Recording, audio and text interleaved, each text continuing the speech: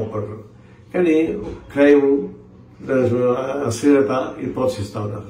అందుకని డబ్బులు రావాలి కాబట్టి సరే అది కళాం తల్లి తటన పడుకోండి. కానీ ఒక వికృత రూపంలో ఉన్నటువంటి ఒక అశ్లీల పద్ధతిలో ఉన్నటువంటి ఒక క్రైమ్ నేరపూరితమైనటువంటి ఈ సంఘటన తీసుకొని పెద్ద సినిమాలు తీస్తామంటే దాన్ని ప్రోత్సహించాల్సిన అవసరం ఎందుకు వచ్చింది? అదే సినిమా తీస్తున్నారు, రోడ్ షోలు చేసుకొని సినిమా హాల్కి వెళ్ళి పలకరించడం వేరు. అది జనం వెంటబడుతున్నారు, సహజం. జనం వెంటబడే సహజం, జనం తప్పడానికి వీళ్ళ. అలాగా ఒక సందర్భం వచ్చినప్పుడు కళాకారులు ఏ విధంగా ఉండాలి, దాన్ని ప్రోత్సహించే పరిశ్రమ ఎట్లా ఉండాలి, దాని ప్రజలకు సందేశాత్మకంగా లేదా అది చూడాలి.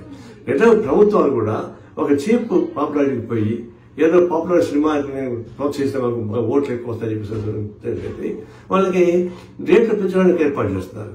రేట్లు పెంచడం మీరు ఏర్పాటు చేస్తే ఎవరు చేస్తారు? జనంతో అనుకుంటున్నారు.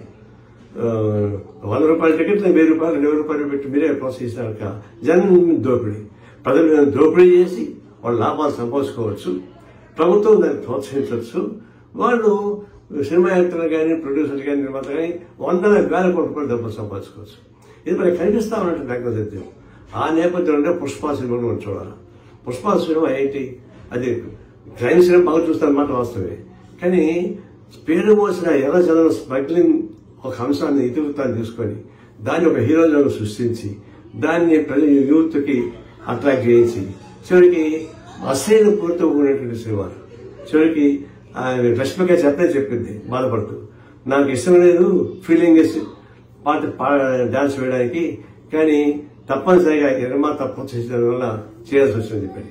అలాంటి మహిళలు ఎంతో మంది ఆత్మాభిమానం చంపుకొని ఆ కళా పోషణ ఉన్నటువంటి చూస్తా ఉన్నాం. దీనికి ఎగ్జాంపుల్ రష్మిక ఇచ్చినటువంటి స్టేట్మెంట్. ఈ పద్ధతుల్లో హ్యూమిలేట్ చేస్తూ మానవతను హరిస్తూ మీరు ప్రోత్సహిస్తామంటే అది ఆదర్శవంతం కానే కాదు. దీన్ని నేను ఘటన జరిగింది, ఒక ఆమె చనిపోయింది, ఒక పిల్లవాడు దీనిలో కోమాలో ఉన్నాడు, తీరా నష్టం 2 కోట్లు కాదు 5 కోట్లు ఇచ్చినా కూడా ప్రాణం తెచ్చిపెట్టారు. అందులో వయసులు పెద్దది కాదు. అయినా సరే నిర్మాతలతో కలిసి డబ్బు ఇస్తూ ఉంటారు. ప్రభుత్వం కూడా సహాయం చేస్తానంటుంది. మనమంతా అందరూ కూడా సహాయం చేయాల్సిందే. అయితే ఇప్పుడు చర్చ జరగబోతా ఉన్నాయి.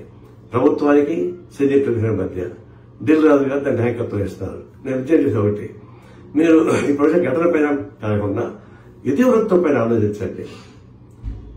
ప్రజలపైన భారం వేసే పద్ధతిలో మీరు రైతులు పొందవకండి. అది చేయడం వల్ల నష్టం వస్తే లాభం లేదు.